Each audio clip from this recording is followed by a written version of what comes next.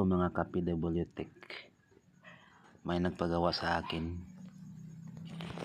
yung mga cord ng mixer XLR. Madami to, mga 7 piraso. Hindi man madali gawin. Ito yung cord na stereo.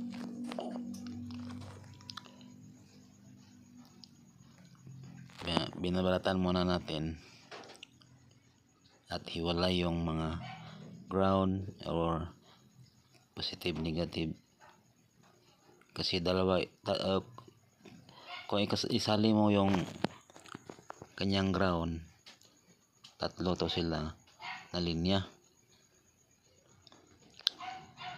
tatlo. Pero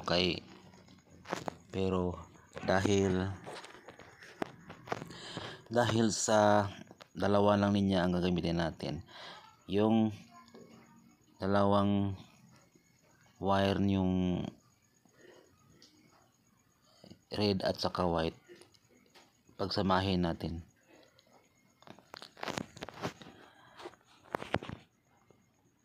para matagal siya masira, kasi ang mga linya nito ng cord ay maliliit lang ng mga wire. Sa katagalan hindi natin maiwasan may mapuputo lang linya, hindi natin alam kung saan. Kaya pagsamahin natin yung pula at puti nga linya nga wire sa cord.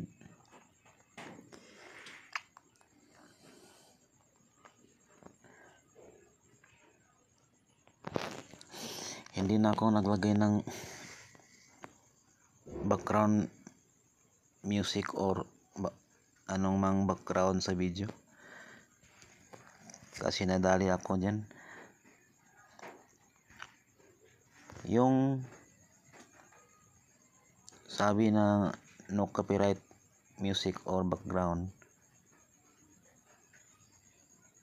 ginamit ko noon yung sound effects na horror. Yung pag-upload ko hindi naman nag-copyright. Pag matagalan na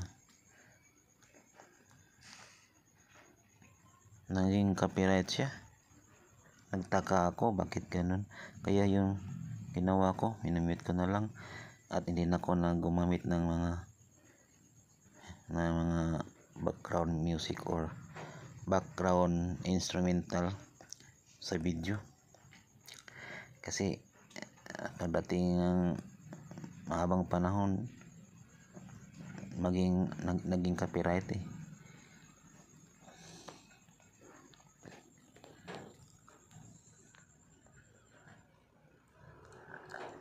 Ito ang mga male and female XLR.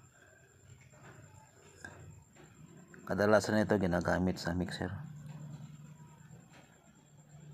kasi pag XLR daw ang gamit, malinaw daw ang tunog, walang ham.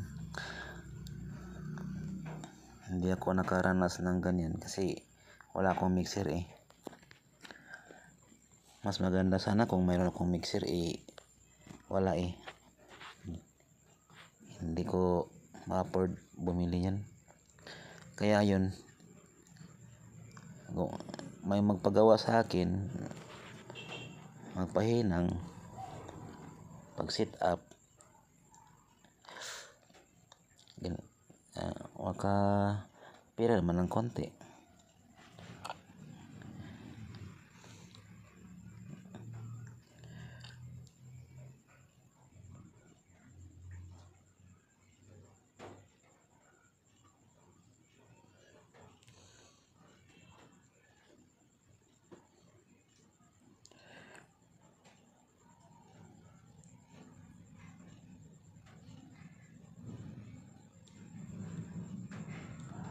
Ganyan ang paggawa ng XLR, mga ka-PWD ko dyan.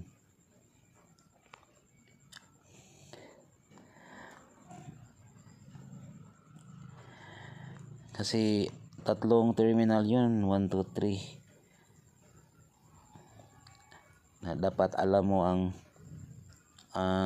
connection dun sa mixer, kaya alam mo kung saan ang positive at ground, negative. Isasali ko yung ground pag hinang, lagyan ko ng jumper sa kahinangin,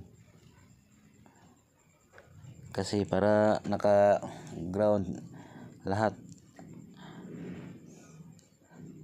Kasi nalaman kong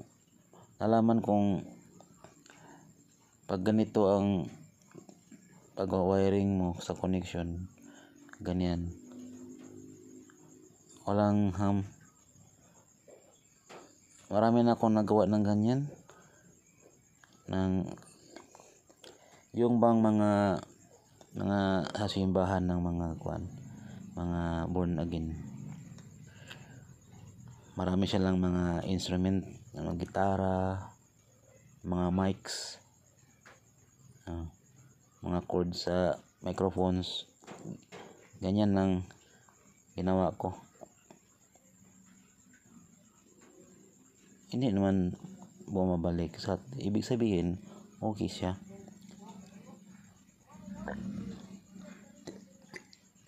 Isasali ko yung ground paghinang yan, kasi yung ground na yun sa body yun. Kung sa mic pa kasali na yung kanyang body pag mahawakan mo. Ganyan ang ginawa ko. Dapat malaman mo kung saan ang nakalagay ang positive. Kasi pag mamali mo yung paglagay, hindi tutunog yun dun sa player. Dapat alam mo kung saan. Ganyan ako gumawa ng XLR cord or microphone cord. Effective naman siya.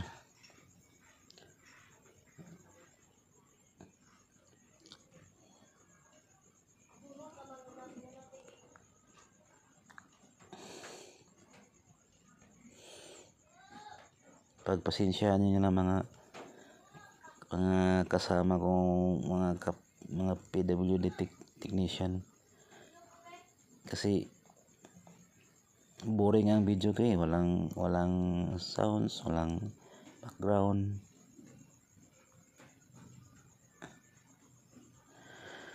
Mabuti na lang sa ganyan, iiwas copyright.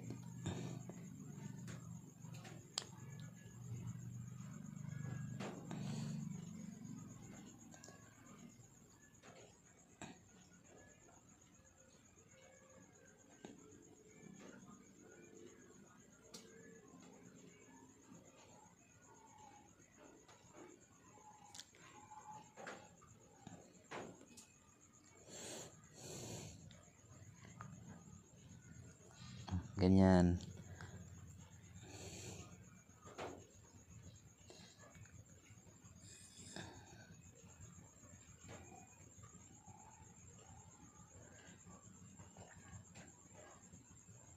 Hindi pala na kadikit na maayos. Ayun, inulit kong paghinang. Ayun, saka mo yung ilagay yung ganyan. Mas mabuti sa ganyang paraan mong gawin yung mga cord mo, kasi alam mo yun na matibay yun, kasi ikaw mismo gumawa.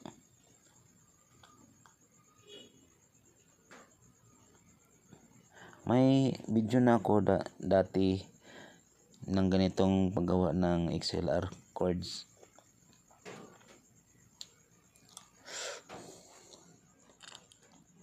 ayos.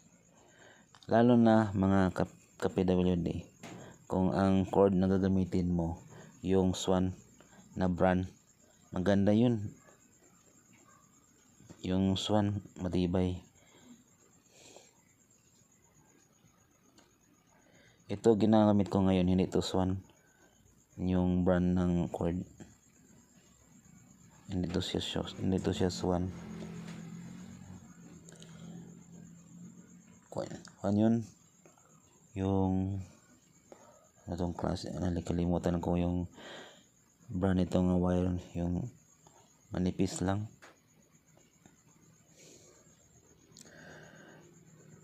Sa ganitong cord, yung gamitin mo yung XLR, mas maganda gamitin yung mono lang. Mono yung wire. Lalo na Swan ang gagamitin mo, maganda yun, matibay, kasi makapal ang wire sa loob.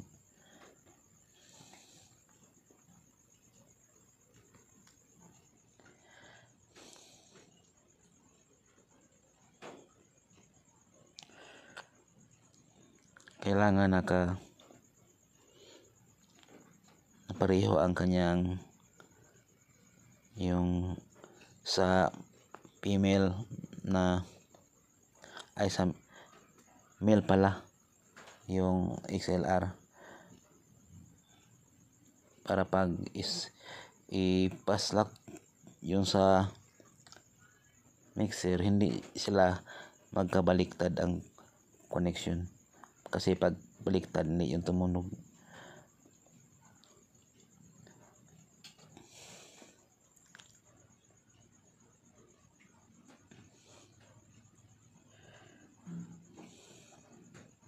Hindi madali sa ganyang paraan paghinang yung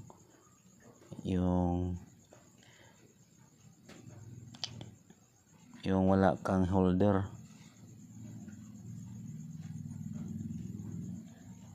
Pero para sa akin, mas madali kong magawa yung ganito lang, yung hinahawakan ko lang isang kamay ang paghinang.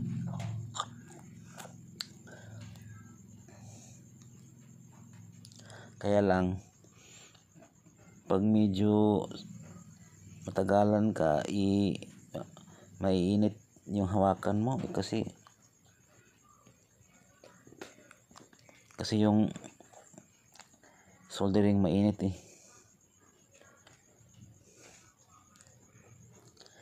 Kasi yung soldering ko mga kapi, 60 watts yun. Pag gumamit ka ng soldering na mahinang wattage sa ganitong paghinang yung XLR, mas lalo umiinit yung kanyang terminal na ihinangin mo. Madadama yung kanyang holder na plastic, kaya kailangan gamitin mo yung 60, kasi paglagay mo ng lead, madaling matutunaw. Ganyan.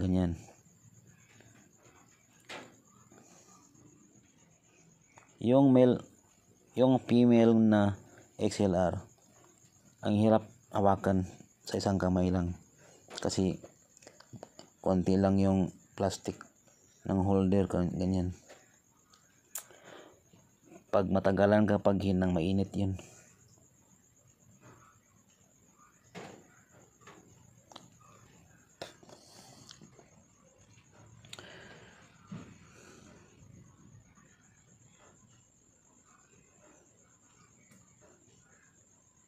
Oops, hindi nakita sa camera. Ayusin mo, hindi nakita. Tumingin ka muna sa camera mo, sa cellphone mo. Hindi nakita sa camera. Joke lang. Ang corny, joke mo.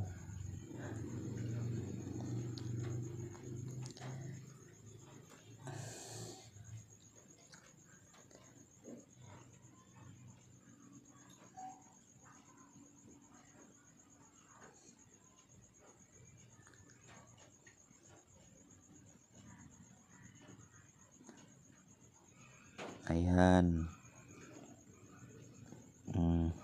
Yun.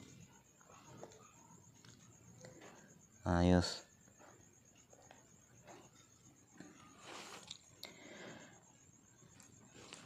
So, ganyan lang ang paghinang ng isang XLR cord, mga ka-PWD.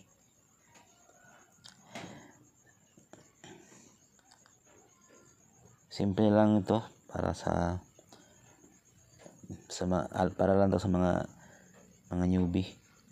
Pero yung mga master na hindi na kailangan to.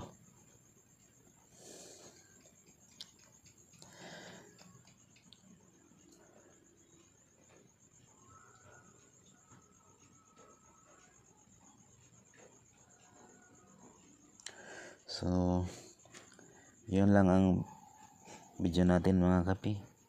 Isa lang tong pang-update lang.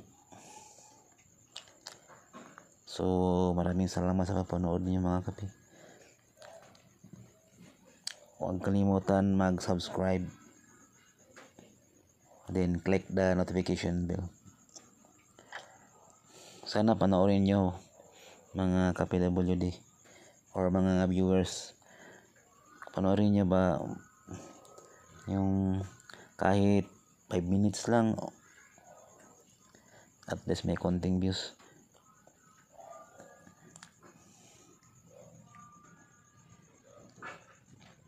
Ayos na. Saka ko na gawain yung natira kasi ito photo lahat kasali na tong nagawa ko.